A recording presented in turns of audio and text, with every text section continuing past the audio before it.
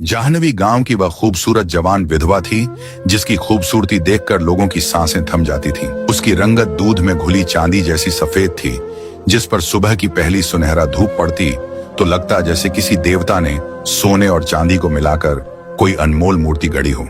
आंखें बड़ी बड़ी गहरी काली, जिनमें एक अजीब सी उदासी तैरती रहती थी। वह उदासी जो सिर्फ उन आंखों में दिखती है जिन्होंने अपना सब कुछ खो दिया हो। लेकिन जाह्नवी की यह बेमिसाल खूबसूरती उसके लिए किसी कृपा से ज्यादा एक बोझ थी। ये एक ऐसा हीरा था जो कोयले की खान में अनजाने पड़ा था, जिसकी चमक दुनिया ने देखी जरूर पर समझी कभी नहीं। एक रात जाह्नवी ने दुकान बंद की और थकी हारी घर की तरफ चली। जाह्नवी घर पहुंचने वाली थी कि अचानक उसका हाथ अपनी बैग पर गया। उसका फोन दुकान में ही रह गया था। वह मोबाइल जो उसकी सब कुछ था, उसके कोर्सेज, उसकी उम्मीदें, उसका डिजिटल दुनिया से नाता। पर अब रात पहले से ज्यादा गहरी हो चुकी थी। गांव की गलियां अब बिल्कुल सुनसान हो चुकी थी। कोई दुकान खुली नहीं थी, कोई इंसान नजर नहीं आ रहा था। तभी अचानक जाह्नवी को लगा जैसे उसके पीछे कोई चल रहा है। कदमों की हल्की आवाज। उसने मुड़कर देखा, सन्नाटा, कोई नहीं था। वहम है शायद। उसने खुद को तसल्ली दी और आगे बढ़ी। और उस रात जिन्न ने जो किया उस सुनसान गली में, वह जवान विधवा के होश उड़ा दिए। और फिर जाह्नवी के साथ जो कुछ हुआ वह तस्दीक से परे था। जाह्नवी की जिंदगी में एक वक्त ऐसा भी था जब वह मुस्कुराती थी। जब उसकी शादी हुई थी अर्जुन से, एक सीधा साधा मजदूर जो जाह्नवी को अपनी आंखों का तारा समझता था। लेकिन खुशी के वह दिन सिर्फ 4 महीने चले। एक भयानक हादसे में एक ट्रक ने अर्जुन की बाइक को कुचल दिया था। उस दिन से जाह्नवी एक के चेहरे से मुस्कान हमेशा के लिए मिट गई। अब वह अपने माँ बाप के साथ उस टूटे फूटे मकान में रहती थी। माँ सावित्री दिल की बीमार थी। उनका दिल कमजोर था और थोड़ी सी भी मेहनत या घबराहट उनकी जान ले सकती थी। दवाई का खर्चा इतना था कि हर महीने घर का सारा पैसा उसी में खत्म हो जाता। और बाप रामनाथ को 2 साल पहले एक पक्षाघात, पैरालिसिस का दौरा आ चुका था। वह बिस्तर पर पड़े रहते थे, न बोल सकते थे, न चल सकते थे, न होश ठीक से आता था। बस आंखें खुली रहती थी और अंदर का दर्द उन आंखों में कैद होकर रह गया था। यह घर एक घर कम और एक जिंदा कब्र ज्यादा लगता था, जहां मुस्कुराहट मर चुकी थी और उम्मीद की कोई किरण बाकी नहीं थी। जाह्नवी के हाथों में अब 2 ही रास्ते थे, या तो भीख मांगना सीखे या कुछ करके दिखाए। उसने दूसरा रास्ता चुना। गांव के मंदिर के पास उसने एक छोटी सी फूलों की दुकान खोल ली। यह दुकान कोई दुकान नहीं थी, बस एक पुराना घुन लगा लकड़ी का तख्ता और उसके ऊपर एक बांस की टोकरी जिसमें फूलों से ज्यादा मक्खियां भिन भिनाती थी। हर सुबह जब दुनिया सोती थी, जाह्नवी खेतों के किनारे जाकर फूल तोड़ती। कांटे चुभते, हाथ घायल होते, लेकिन वह रुकती नहीं थी। फूलों की मालाएं बनाना, गजरे बनाना, ये सब उसकी माँ ने सिखाया था बचपन में। पर तब ये खेल था, आज ये मजबूरी थी।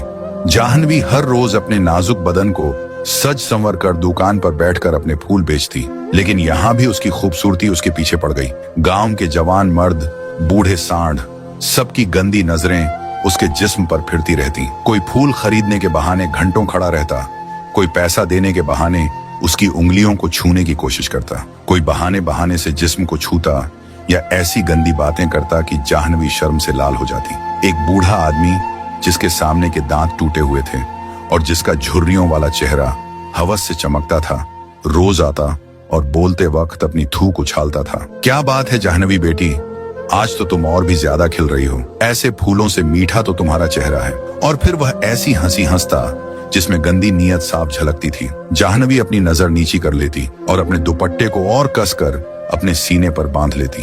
हर शाम जब वह घर लौटती तो उसकी रूह पर गंदी नजरों के और गंदी बातों के झक भर जाते थे। वह चुपचाप अपने कमरे में घुस जाती और खुद को एक कोने में दबा लेती, जैसे वह खुद को दुनिया से छुपा लेना चाहती हो। जाह्नवी के पास एक पुराना सेकंड हैंड फोन था जिसका स्क्रीन टूट चुका था, पर यह फोन उसके लिए एक खजाना था। एक ऐसी खिड़की थी जो उस बर्बाद जिंदगी से किसी और दुनिया में ले जाती थी।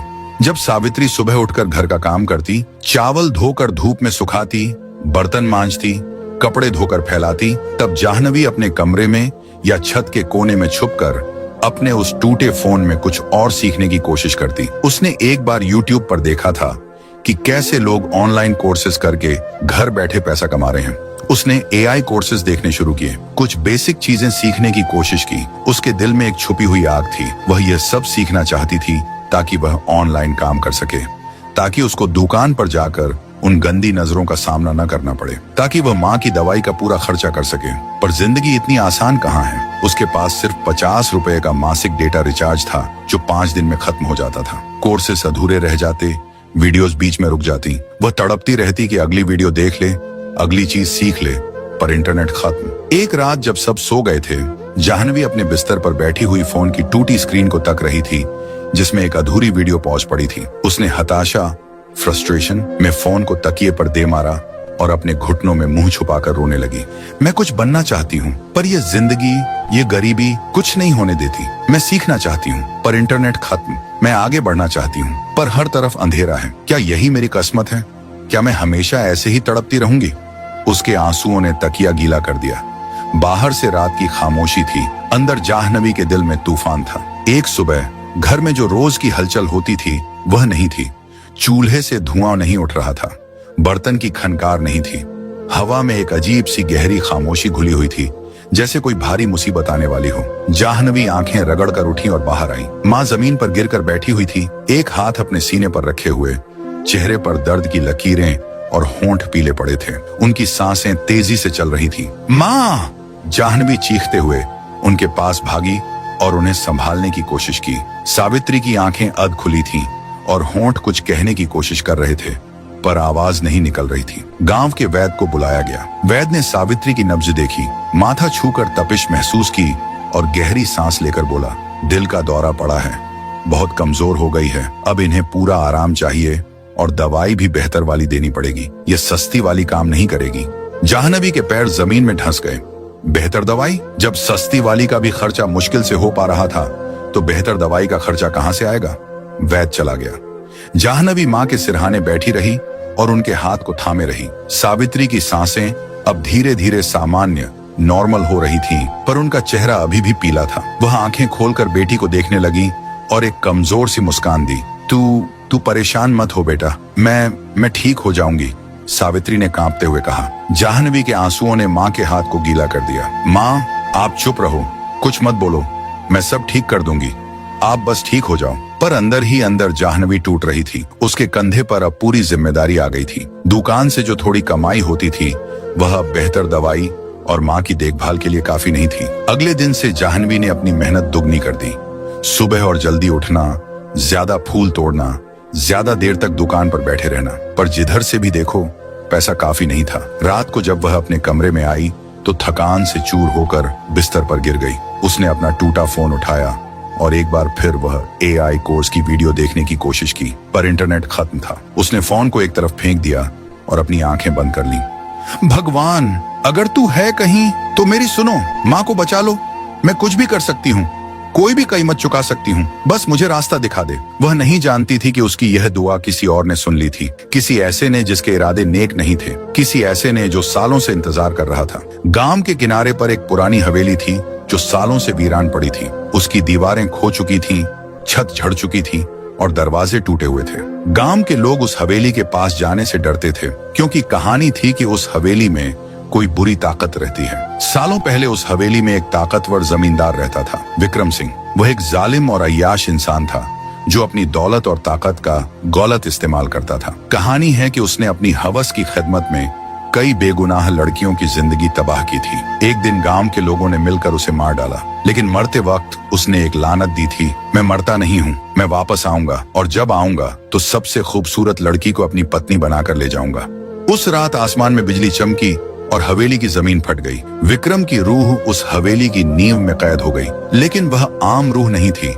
वह अब एक जिन्न बन चुका था, एक ताकतवर, क्रोधी, हवसी जिन्न, जो सालों से उस हवेली में कैद था और अपनी आजादी और अपनी मोहब्बत का इंतजार कर रहा था। जिन्न सालों से उलझन में था। वह जानता था कि उसकी आजादी के लिए उसे किसी खूबसूरत, पाक रूह वाली लड़की की जरूरत है, जो अपनी मर्जी से उसके साथ राजी हो। इसलिए वह इंतजार कर रहा था उस एक लड़की का, जो उसकी शादी के लिए हाँ कहेगी। और फिर एक रात जब जाह्नवी ने अपनी दुआ की थी, उस जिन्न ने सुन ली थी। उसने महसूस किया था एक बेचारी, मजबूर, खूबसूरत लड़की की रूह का दर्द, और उस रात से वह जाह्नवी पर नजर रखने लगा। वह जानता था कि जाह्नवी मजबूर है, बेबस है, और मजबूरी इंसान को कुछ भी करने पर तैयार कर देती है। बस उसे एक सही मौका चाहिए था, एक ऐसा पल जहां जाह्नवी की मजबूरी इतनी बढ़ जाए कि वह हाँ कह दे, और वह मौका जल्द ही आने वाला था। एक रात जाह्नवी ने दुकान बंद की और थकी हारी घर की तरफ चली। रात का अंधेरा धीरे धीरे गहरा हुआ था, पर अभी थोड़ा उजाला बाकी था। गांव की गलियां सुनसान होने लगी थी। दूर से कुत्ते के भौंकने की आवाज और झींगुरों की झंकार सुनाई दे रही थी। अरे, मोबाइल तो दुकान में ही छूट गया, उसने खुद से कहा और एक गहरी सांस ली। वह जानती थी कि अगर मोबाइल रात भर दुकान में पड़ा रहा तो सुबह तक कोई चुरा ले जाएगा। उसके पास दूसरा मोबाइल खरीदने के पैसे नहीं थे। वह मोबाइल उसकी जरूरत थी। चलो, वापस जाना पड़ेगा, उसने मन ही मन सोचा और पलटकर दुकान की तरफ चल पड़ी। पर अब रात पहले से ज्यादा गहरी हो चुकी थी। गांव की गलियां अब बिल्कुल सुनसान हो चुकी थी। कोई दुकान खुली नहीं थी, कोई इंसान नजर नहीं आ रहा था। जाह्नवी ने अपने कदम तेज किए, जल्दी दुकान तक पहुंचना था। तभी अचानक जाह्नवी को लगा जैसे उसके पीछे कोई चल रहा है। कदमों की हल्की आवाज। उसने मुड़कर देखा, सन्नाटा, कोई नहीं था। वहम है शायद, उसने खुद को तसल्ली दी और आगे बढ़ी। पर फिर से वही आवाज, इस बार ज्यादा साफ। जाह्नवी का दिल तेज धड़कने लगा, लेकिन तभी अचानक हवा का एक तेज और ठंडा झोंका आया। इतना ठंडा कि जाह्नवी की हड्डियां तक जम गईं। और उस झोंके के साथ एक अजीब सी बू आई, जली हुई लकड़ी और कुछ और जो बयान नहीं हो सकती थी। जाह्नवी ने आगे देखने की हिम्मत की और उसके सामने दुकान के बिल्कुल दरवाजे पर कोई खड़ा था। जाह्नवी चीखने वाली थी, पर चीख उसके गले में ही अटक गई। उसके सामने कोई इंसान नहीं था। वह एक डरावना, भयानक और अजीब सा जिस्म था। उसका पूरा बदन गहरा काला था, जैसे रात की स्याही से बना हो। जिस्म में खसरत थी, मांसपेशी उभरी हुई थी, पर वह इंसानी नहीं लगती थी। उसके सर पर दो सीधे नुकीले काले सींग थे जो ऊपर की तरफ उठे हुए थे। उसकी आंखें, वह आंखें इंसान की नहीं थी। वह दो दहकते हुए लाल अंगारे थे जिनमें आग थी, हवस थी और सालों की भूखी प्यासी तड़प थी। जाह्नवी के पैर जम गए। वह भागना चाहती थी, पर उसका जिस्म हुक्म नहीं मान रहा था। जिन ने उसकी तरफ एक कदम बढ़ाया। उसकी हरकत में एक अजीब सा आकर्षण था, डरावना पर जबरदस्त। डरो मत जाह्नवी, जिन्न की आवाज निकली, गहरी, गूंजती हुई, जो उसके कान में नहीं बल्कि सीधे दिमाग में गूंजी। मैं तुम्हें नुकसान नहीं पहुंचाऊंगा। तुम कौन हो? जाह्नवी की आवाज कांप रही थी। मैं वह हूं जो तुम्हारी दुआओं का जवाब है। मैं वह हूं जो तुम्हारी हर ख्वाहिश पूरी कर सकता हूं। मैं वह हूं जो तुम्हारी माँ को बचा सकता हूँ। जाह्नवी की आंखें चौड़ी हो गईं। क्या मतलब है तुम्हारा? जिन्न ने हवा में अपना हाथ घुमाया और अचानक जाह्नवी के सामने एक अलमारी भर सोना, चांदी, हीरे, मोती और नोट प्रकट हो गए। ये देखो, ये सब तुम्हारा हो सकता है, सिर्फ तुम्हें हाँ कहना है। जाह्नवी के दिल में लालच और डर दोनों एक साथ उभरा। वह दौलत उसकी माँ की जिंदगी बचा सकती थी। वह दौलत उनकी हर मुश्किल दूर कर सकती थी। पर तुम्हें क्या चाहिए? जाह्नवी ने हिचकिचाते हुए पूछा। जिन्न के चेहरे पर एक अजीब सा घमंड और हवस का भाव आया। तुम्हें मुझसे शादी करो, मेरी पत्नी बनो, मेरे साथ उस दुनिया में चलो जहां कभी गरीबी नहीं, कभी दर्द नहीं, कभी मौत नहीं। जाह्नवी के दिमाग में चक्कर आ गया। वह 3 कदम पीछे हटी। नहीं, यह नहीं हो सकता। मैं किसी जिन्न से शादी नहीं कर सकती। जिन्न के चेहरे पर गुस्सा छाया। उसकी आंखों में आग और तेज भड़क उठी। सोच लो जाह्नवी, तुम्हारी माँ की हालत बिगड़ती जा रही है। तुम्हारे पास वक्त नहीं है। अगर तुम मेरी बात नहीं मानोगी तो तुम्हारी माँ, उसने अपनी बात अधूरी छोड़ दी, पर इसका मतलब साफ था और फिर वह धुएं की तरह हवा में घुल गया। जाह्नवी वहीं खड़ी रही, कांपती हुई, डर से ठिठर गई। क्या यह सच था?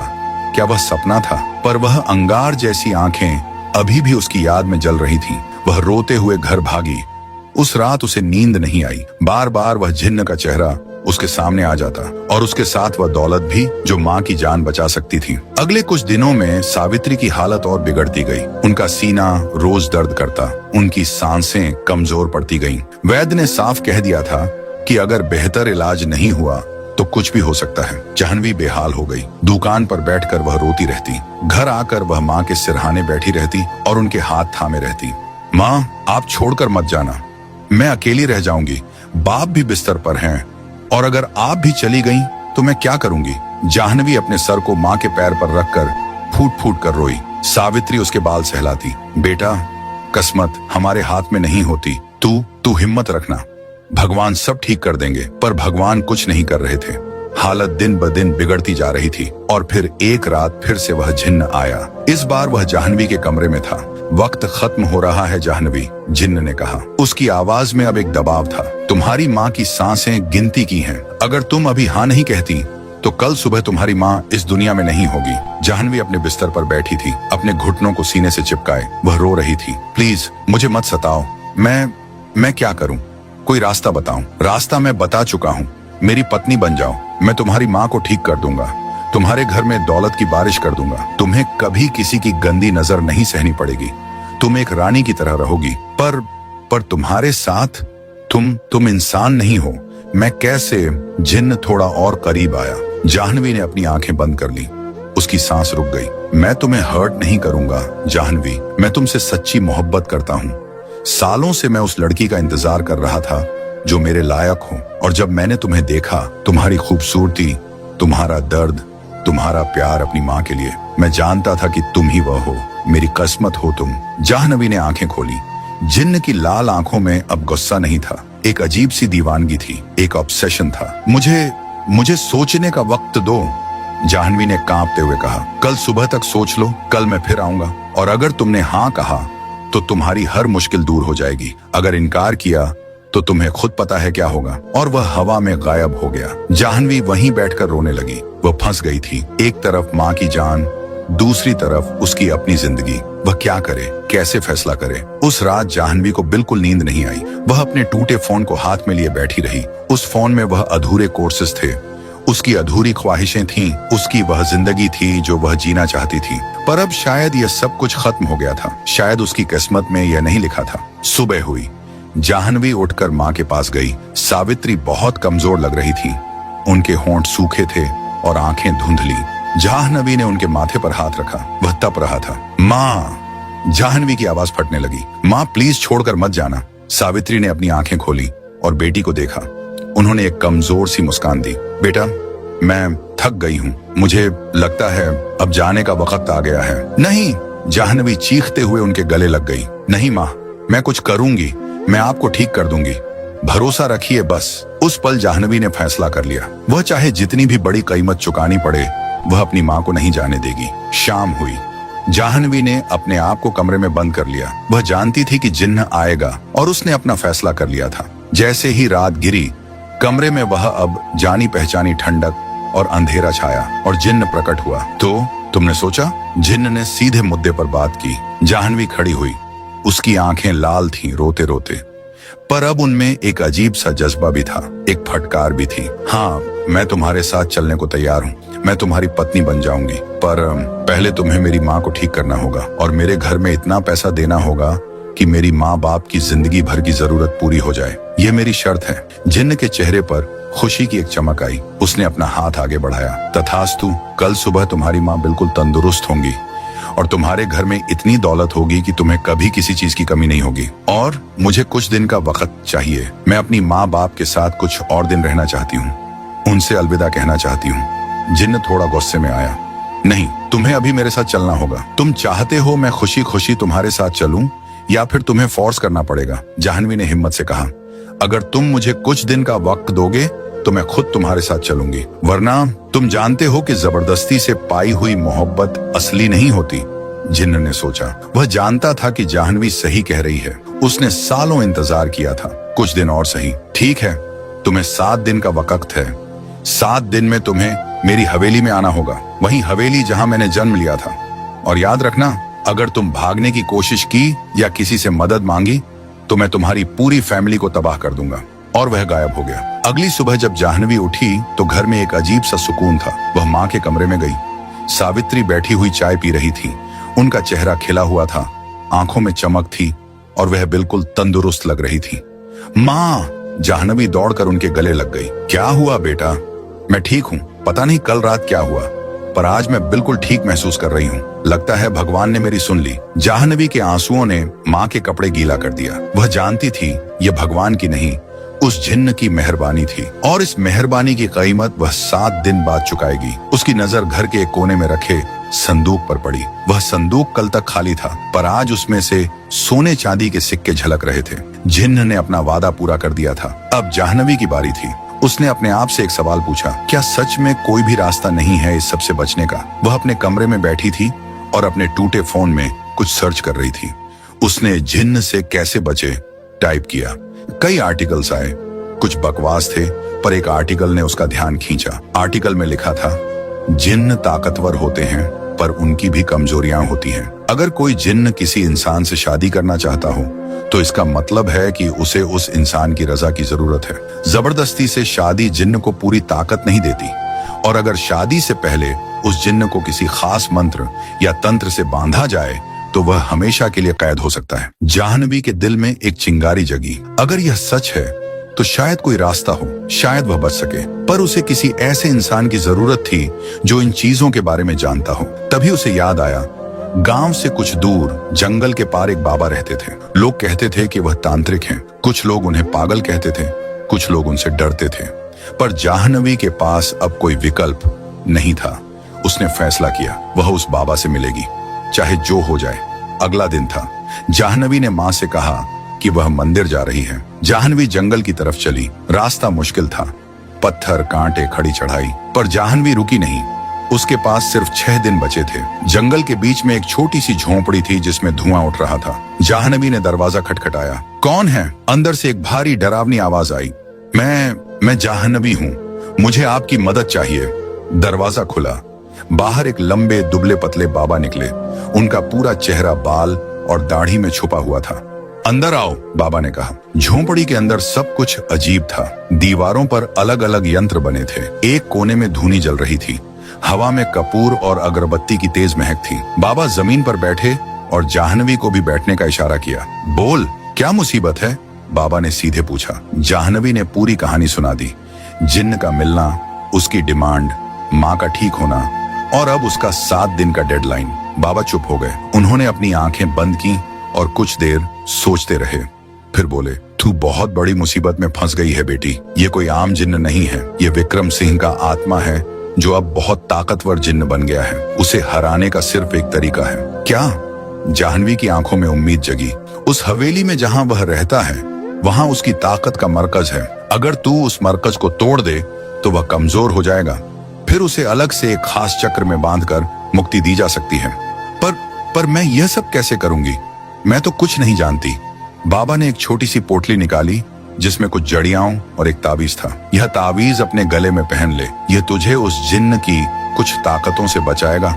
और यह जड़ियां, जब तू उस हवेली में जाए तो यह जड़ियां उस जगह ढूंढ जहां से सबसे ज्यादा ठंडी हवा आए।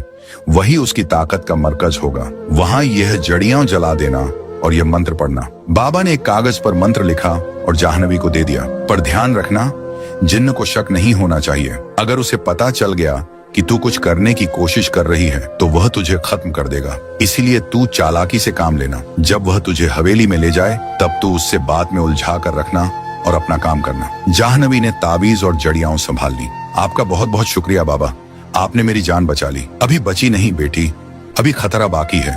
जाह्नवी वापस घर लौट आई। उसके पास अब एक प्लान था। अब उसे बस सही वक्त का इंतजार था। अगले 5 दिन जाह्नवी ने अपनी माँ बाप के साथ बिताए। हर पल को याद किया। माँ के हाथ का खाना खाया, उनके बाल बनाए, बाप के सिरहाने बैठी और उनकी ताकतवर पहले की कहानियां याद की। एक रात जब सावित्री सो रही थी, जाह्नवी उनके माथे पर हाथ फेरा और धीरे से बोली, माँ मुझे माफ कर देना अगर मैं कभी आपकी सेवा नहीं कर पाई। पर जानती हो, आप ही मेरी सबसे बड़ी ताकत हो। आपने मुझे जीना सिखाया, लड़ना सिखाया। आज मैं जो भी हूँ आपकी वजह से हूँ। जाह्नवी अपने बाप के पास गई। वह भी सो रहे थे।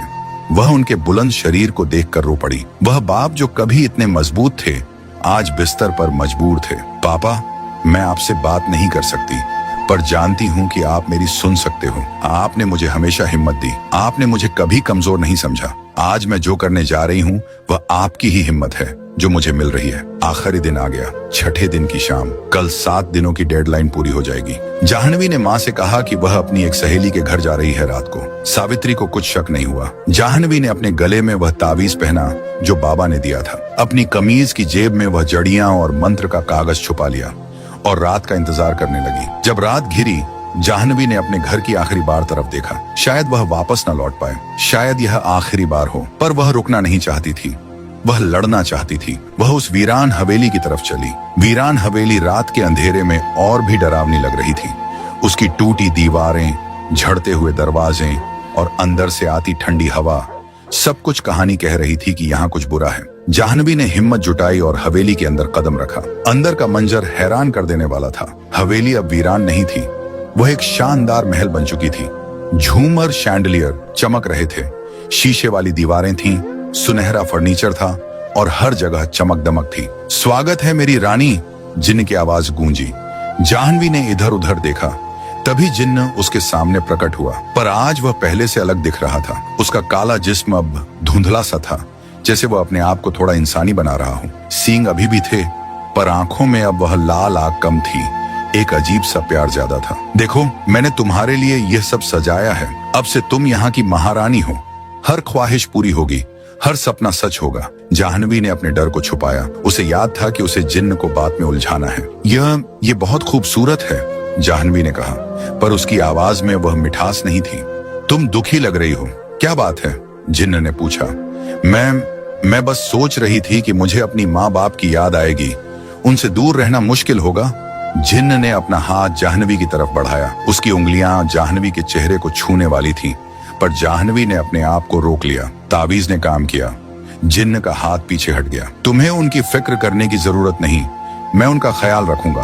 तुम बस यहाँ मेरे साथ खुश रहो। मैं थोड़ी फ्रेश हो लूं, थक गई हूँ, जाह्नवी ने बहाना बनाया। हाँ जरूर, तुम्हारे लिए एक कमरा तैयार है, वहां जाओ, मैं तुम्हारा इंतजार करूंगा। जिन्न ने हवेली के एक हिस्से की तरफ इशारा किया। जाह्नवी उस तरफ चली। उसे अब अपना असली काम करना था। उसे वह जगह ढूंढनी थी जहां जिन्न की ताकत का मरकज था। तभी उसे एक सीढ़ी दिखी जो नीचे की तरफ जा रही थी। वह सीढ़ी पत्थर की बनी थी और बहुत पुरानी लगती थी। जाह्नवी ने सोचा कि शायद यह हवेली का असली हिस्सा हो, जो बाकी सबसे छुपा हुआ हो। वह धीरे धीरे सीढ़ी से नीचे उतरी। नीचे एक तहखाना था। यहाँ कोई झूमर नहीं था, कोई चमक नहीं थी, बस एक हल्की सी नीली रोशनी थी जो न जाने कहां से आ रही थी। तहखाने के बीच में एक पुराना कुआं था। उस कुएं से बहुत तेज ठंडी हवा आ रही थी और उस हवा में एक अजीब सी आवाज घुली हुई थी, जैसे कहीं दूर से कोई चीखें आ रही हों। जाह्नवी को समझ आ गया, यही था वह जगह, यही जिन्न की ताकत का मरकज था। उसने अपनी जेब से वह जड़ियां निकाली। कांपते हाथों से उसने एक माचिस निकाली और जड़ियां जलाने लगी। जड़ियां जलनी शुरू हुई, एक अजीब सी खुशबू फैलने लगी। जाह्नवी ने कागज खोला और मंत्र पढ़ना शुरू किया। ओम ह्रीम नमः, ओम ह्रीम नमः। अचानक हवेली में एक भयंकर आवाज गूंजी। जिन्न को पता चल गया था। जाह्नवी, तुम क्या कर रही हो? जाह्नवी डर गई, पर उसने मंत्र पढ़ना बंद नहीं किया। वह जानती थी अगर अब रुकी तो सब खत्म हो जाएगा। जिन्न तहखाने में आया। उसका असली डरावना रूप वापस आ गया। वह पहले से भी ज्यादा बड़ा और डरावना दिख रहा था। उसकी आंखें अब पूरी तरह लाल आग बन चुकी थीं।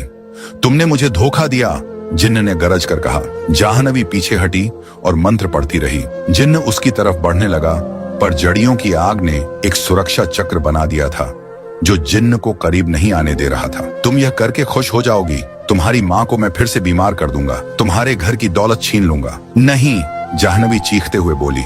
तुमने वह सब दिया ही इसलिए ताकि मैं तुम्हारा कहाँ मानूं, पर मैं अब नहीं डरूंगी। मेरी माँ मुझे हिम्मत दी है और मैं तुमसे नहीं हारूंगी। जिन्न गुस्से में पागल हो गया। उसने हवेली को हिलाना शुरू कर दिया। दीवारें कांपने लगीं, छत से पत्थर गिरने लगे, पर जाह्नवी ने मंत्र पढ़ना जारी रखा। अचानक उस कुएं से एक काली रोशनी निकली और जिन्न को अपनी तरफ खींचने लगी। नहीं, मैं फिर से कैद नहीं होऊंगा, जिन्न चीखता रहा, पर वह उस रोशनी से बच नहीं पाया। धीरे धीरे जिन्न उस कुएं के अंदर समाता चला गया। उसकी चीखें धीमी होती गईं और फिर सब कुछ शांत हो गया। हवेली की चमक दमक गायब हो गई। वह फिर से एक वीरान टूटी फूटी हवेली बन गई। जाह्नवी वहीं बैठ गई, थक कर। उसकी सांसें तेज चल रही थी, पर दिल में सुकून था। उसने जीत ली थी, वह बच गई थी। अगली सुबह जब जाह्नवी घर पहुंची, सावित्री दरवाजे पर खड़ी थी, चिंता से। तू कहाँ थी रात भर? मैंने कितनी बार फोन किया? सावित्री घबरा रही थी। जाह्नवी उनके गले लग गई और रोती हुई बोली, माँ, मैं बस कहीं गई थी। अब सब ठीक है, सब ठीक है। सावित्री ने बेटी के बाल सहलाए। क्या हुआ बेटा? तुझे कुछ हुआ तो नहीं? नहीं माँ, बस मैं समझ गई कि असली ताकत कहाँ होती है। वह किसी जिन्न की दौलत में नहीं, अपनी मेहनत और हिम्मत में होती है। अगले कुछ दिनों में जाह्नवी ने नोटिस किया कि घर की वह दौलत धीरे धीरे कम होने लगी। जिन्न का दिया हुआ सब कुछ वापस जा रहा था, पर अचंभे की बात यह थी कि सावित्री की सेहत बिल्कुल ठीक थी। लगता था जब जिन्न ने उन्हें ठीक किया था तो वह असर स्थायी परमानेंट रहा। जाह्नवी ने फिर से अपनी फूलों की दुकान संभालनी शुरू की, पर अब वह पहले वाली जाह्नवी नहीं थी। अब उसकी आंखों में एक नया आत्मविश्वास था। जब कोई मर्द उसकी तरफ गंदी नजर से देखता तो जाह्नवी सीधी होकर उसकी आंखों में देखती और कहती, फूल चाहिए तो बताइए, वरना आगे बढ़िए। उसकी आवाज में अब एक ताकत थी जो पहले नहीं थी। और रात को जब वह घर आती तो वह अपने टूटे फोन में फिर से वह AI कोर्सेज देखने लगती। पर अब वह उदास नहीं होती जब इंटरनेट खत्म होता। वह जानती थी कि धीरे धीरे ही सही, पर वह अपने सपने जरूर पूरे करेगी। महीनों बीत गए। जाह्नवी की दुकान अब पहले से बेहतर चल रही थी। उसने दुकान को थोड़ा और सही बनाया, नए नए फूलों के डिजाइन सीखे अपने फोन की मदद से। कुछ दिन पुरानी YouTube वीडियोस देखकर ऑनलाइन डेकोरेशन के तरीके सीखे। सावित्री अब पूरी तरह तंदुरुस्त थी और वह भी जाह्नवी की मदद करती थी। दोनों माँ बेटी साथ मेहनत करती और घर चलाती। एक दिन जाह्नवी को एक मैसेज आया एक ऑनलाइन प्लेटफॉर्म से। उसने कई हफ्ते पहले वहां अप्लाई किया था। उन्होंने उससे मैसेज भेजा था कि वह उसे एक छोटा सा प्रोजेक्ट देना चाहते हैं ट्रायल के लिए। जाह्नवी के चेहरे पर कहुशी आ गई। ये वह पहला कदम था उसके सपने की तरफ। उस रात जब सावित्री सो गई और घर में सन्नाटा था, जाह्नवी अपने बिस्तर पर बैठी और अपने टूटे फोन को देखा। वह फोन जिसकी स्क्रीन टूट चुकी थी, पर जिसकी वजह से उसने अपने सपने देखे थे। उसने फोन को सीने से लगा लिया और आंखें बंद कर ली। शुक्रिया, उसने धीरे से कहा। शुक्रिया मेरे टूटे फोन जो तूने मुझे सपने दिखाए। शुक्रिया उस जिन्न का जिसने मुझे ये सिखाया कि लालच तुम्हें खत्म कर सकता है। शुक्रिया माँ का जिन्होंने मुझे हिम्मत दी। और शुक्रिया मेरा कि मैंने हार नहीं मानी। और यह कहानी हमें भी यही सिखाती है कि असली ताकत बाहर की चमक धमक में नहीं, अपनी मेहनत और अपनी हिम्मत में होती है। जिन्न की दौलत झूठी थी, पर अपने हाथों की कमाई सच्ची है। तो यह थी जाह्नवी की कहानी। एक विधवा जो गरीबी और बेबसी में जी रही थी, पर जिसने अपनी हिम्मत और अपनी समझदारी से एक ताकतवर जिन्न को हराया। ये कहानी हमें सिखाती है, शॉर्टकट्स जिंदगी को आसान नहीं, मुश्किल बनाते हैं। असली ताकत अपने अंदर की हिम्मत में होती है। मेहनत की कमाई से बड़ी कोई दौलत नहीं। लालच इंसान को बर्बाद कर सकता है। अपनी माँ बाप का प्यार और सहारा सबसे बड़ा वरदान है। अगर आपको जाह्नवी की यह हिम्मत भरी कहानी पसंद आई हो तो इसे लाइक जरूर करें और याद रखिए, जिंदगी में कोई भी मुश्किल आए, अपनी हिम्मत मत हारिए, क्योंकि असली जीत वही है जो अपनी मेहनत से हासिल की जाए।